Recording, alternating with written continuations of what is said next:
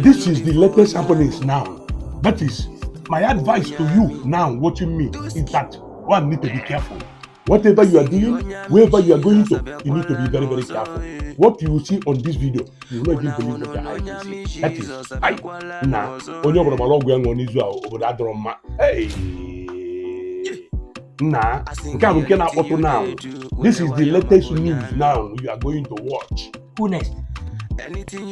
Simon Ekpa's dual citizenship is under intense scrutiny in Finland and Nigeria, as Finnish officials and former diplomats confirm he is still recognized as holding both Finnish and Nigerian citizenship, despite Simon Ekpa's 2023 claim that he renounced his Nigerian identity. The Finnish government has deleted Simon Ekpa's name from its official database, erasing records of his previous public service positions in Lahti, prompting speculations of political cleansing or strategic diplomatic preparation. The Nigerian Minister of Interior, Olubunmi Tunji Ojo, secretly met with Finland's Interior Minister Mari Rantanen in Helsinki in June 2025 to discuss immigration, extradition and readmission cooperation, potentially related to Simon Ekpa's ongoing legal troubles. Former Finnish ambassador to Nigeria, Leena Palm-Varanian, confirmed that Simon Ekpa is legally a dual citizen, which complicates extradition attempts and gives him some protection under Finnish law, but also keeps him within Nigeria's legal radar. Finnish authorities are investigating Simon Ekpa for incitement and terrorism-related offences, have frozen his assets, and he remains in detention at the Kilmakoski Correctional Facility, awaiting trial outcomes on 4 charges, including tax evasion. Simon Ekpa has rejected a set of bail conditions proposed by the Päijät-Häme District Court, reportedly on the advice of his lawyer, Kalmar, who warned that accepting the terms could implicate him further or restrict his actions unjustly.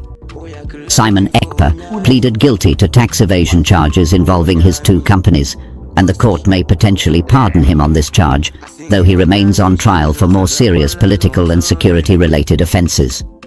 Nigerian authorities may be using Simon Ekpa's dual citizenship status to push for extradition, suggesting his renunciation may not have been legally finalized or recognized by Nigerian systems, giving them grounds for jurisdiction. Meanwhile, Nigerian media largely ignored the secret Finland-Nigeria ministerial meeting, raising suspicions of a cover-up or quiet diplomatic maneuvering, especially given the seriousness of what was discussed. The summer of 2025 has not been a calm one in the Nordic country of Finland, especially within its political and judicial corridors. But more than that, this season has shaken the very foundations of a man who, for the past 3 years, has been one of the most controversial and polarizing figures in Nigerian and international political discourse. That man is Simon Njoku Ekpa, a dual citizen of Nigeria and Finland, a lawyer by training, a political activist by calling, and a self-proclaimed liberator of the people of Biafra by ideology.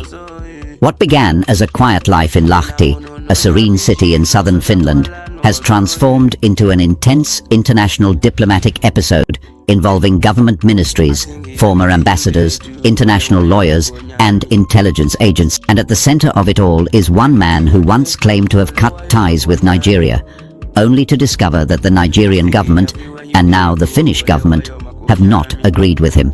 The legal storm that now surrounds Simon Njoku Ekpa began with a series of courtroom appearances that have quickly turned into high-profile media events across Europe and Africa. But behind the court cases and charges lies a far more complex and disturbing truth that has recently come to light. It is a truth about citizenship, international law, sovereignty, and a possible diplomatic conspiracy that spans 2 continents. And this time, Simon Njoku Ekpa is not holding the megaphone.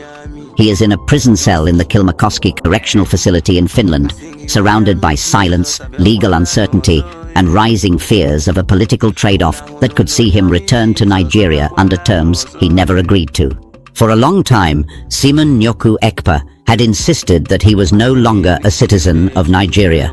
In 2023, during one of his many social media broadcasts, he boldly declared that he had officially renounced his Nigerian citizenship. According to him, he had severed all legal and emotional ties with the country of his birth and had fully embraced his status as a Finnish citizen. This declaration came at a time when he was facing growing criticism from Nigerian authorities and even from segments of the international community for his online activities, which many accused of inciting violence in Nigeria, particularly in the southeastern part of the country.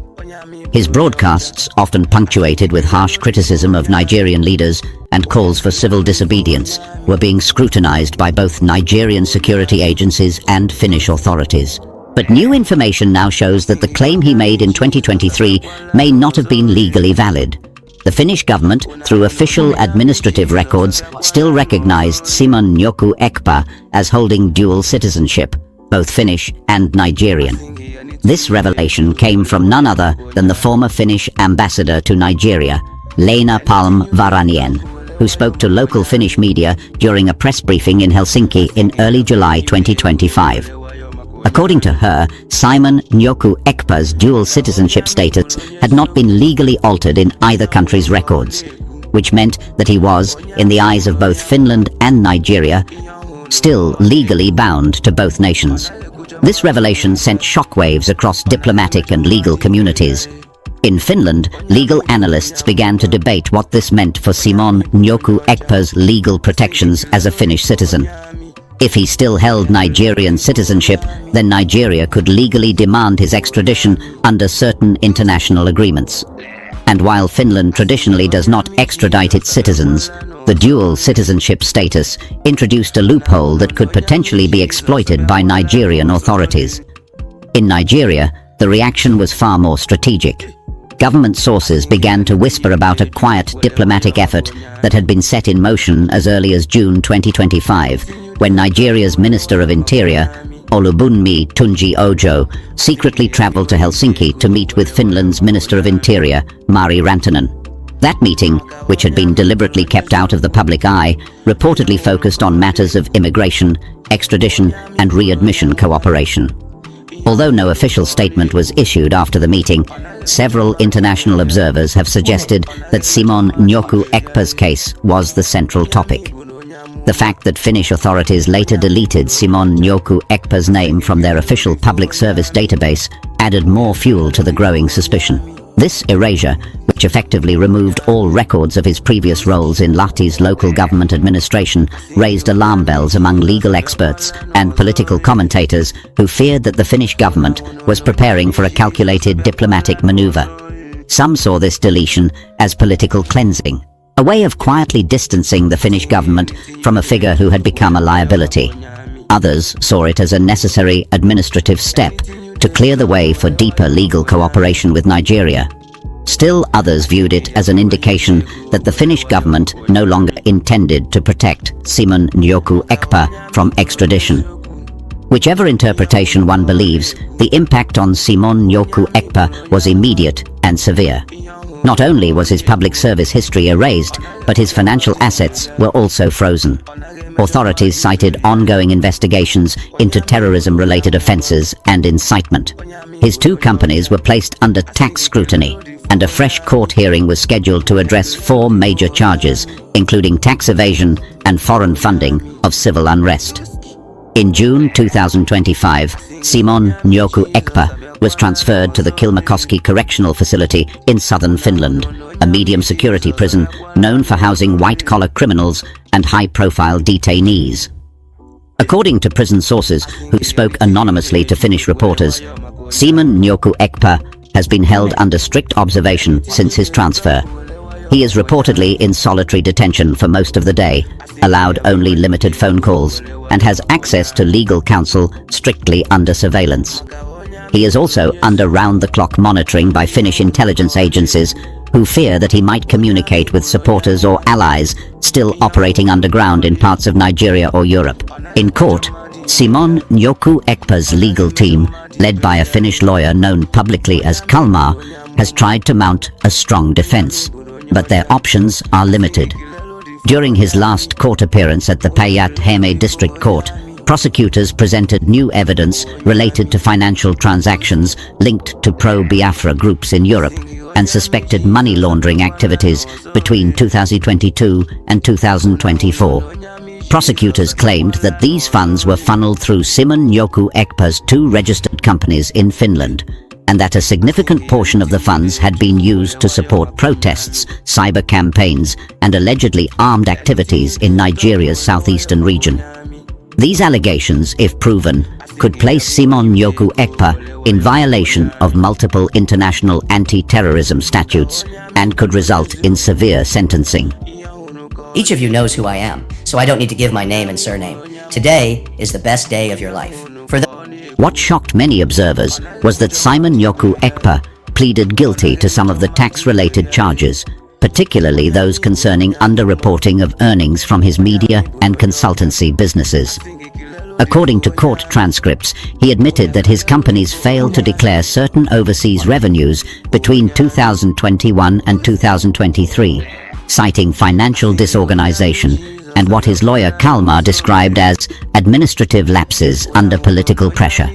The court, acknowledging his cooperation, hinted that he could be granted a pardon on the tax-related charge. However, his plea did not extend to the more serious charges of incitement, terrorism-related offences, and financial sponsorship of foreign unrest, for which the prosecution has insisted on a full trial. Then came another twist in the case.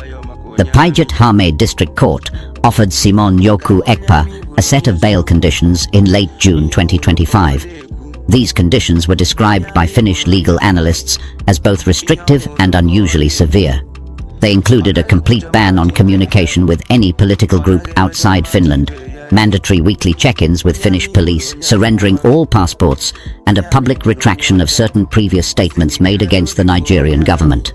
These conditions were crafted in such a way that they would silence Simon Nyoku Ekpa's political voice and limit his movement to a level that many saw as an indirect form of house arrest. Simon Nyoku Ekpa, after consulting with his lawyer, rejected the bail offer. Kalmar explained to the press that accepting such conditions would not only harm his client's credibility, but would also be tantamount to an admission of guilt. Kalmar argued that the terms were designed to gag Simon Nyoku Ekpa and cut him off from his political base. The rejection of bail meant that Simon Nyoku Ekpa would remain in detention until the conclusion of his trial. His next court appearance is scheduled for late August 2025, and the world will be watching closely. Back in Nigeria, the government has remained mostly silent about Simon Nyoku Ekpa's ongoing legal trouble in Finland.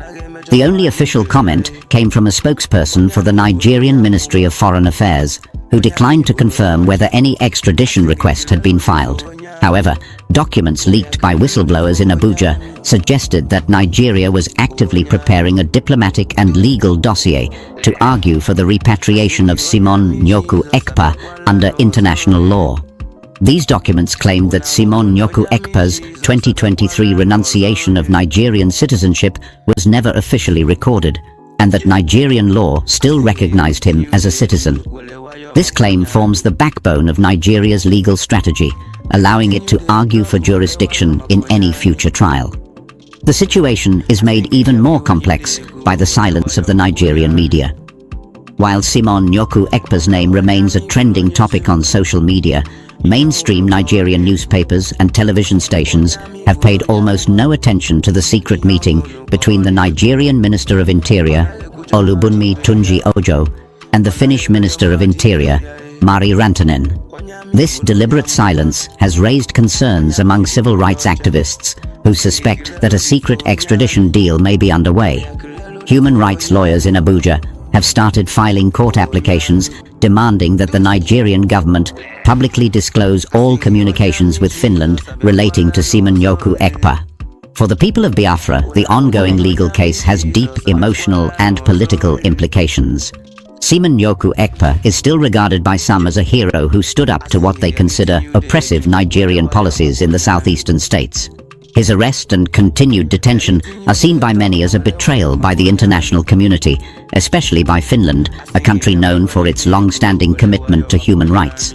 Yet others believe that Simon Nyoku Ekpa went too far, using his platform to incite violence and destabilize a country already struggling with insecurity. Even within Biafran activist circles, there is division. Some now see him as a liability whose legal troubles could derail their movement, while others continue to defend him passionately. What lies ahead for Simon Nyoku Ekpa remains uncertain. The trial continues to gather international attention. Legal experts say that the outcome of his case could set new precedents in how countries handle politically controversial figures with dual citizenship. If Finland proceeds with extradition, it could be the first time the Nordic country has handed over one of its own citizens, albeit a dual one, under pressure from a foreign government. If Finland refuses, it could open the door to diplomatic retaliation from Nigeria. Either way, the stakes are high. As July 2025 draws to a close, Simon Yoku Ekpa remains behind bars, his future uncertain, his voice temporarily silenced. Yet, the global debate he ignited continues to burn. On the streets of Helsinki, in the offices of Abuja, in courtrooms, prisons, and homes across 2 continents. Whether he emerges from this stronger or silenced forever will depend not just on the law, but on the hidden forces of diplomacy, strategy, and national interest that are now shaping his fate. And perhaps for the first time in his life, Simon Yoku Ekpa may have to fight, not from behind a microphone. You don't see them with your eyes. Hey, nah. Make use of the comment section. Yes. What is your thought over this?